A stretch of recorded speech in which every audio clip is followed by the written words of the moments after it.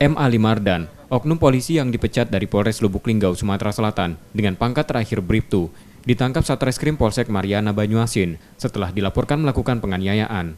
Tersangka melakukan penganiayaan bersama keponakannya yang masih melarikan diri. Penganiayaan dilaporkan korban dilakukan di kebun sawit Jerambah Gajah, Desa Sungai Gerong, Kecamatan Banyuasin 1, yang menyebabkan korban luka di tubuhnya. Penyerangan dilakukan tersangka karena marah pada korban selalu mengejek kakak tersangka yang sudah meninggal dunia. Motifnya Pak Ali ini diajak ponakannya, Iwan. Dan bahasa kasarnya merasa dihina, tersinggung, melakukan pemukulan bersama-sama dengan DPO si Iwan Rahmanan. Korban ini mengalami luka apa nan?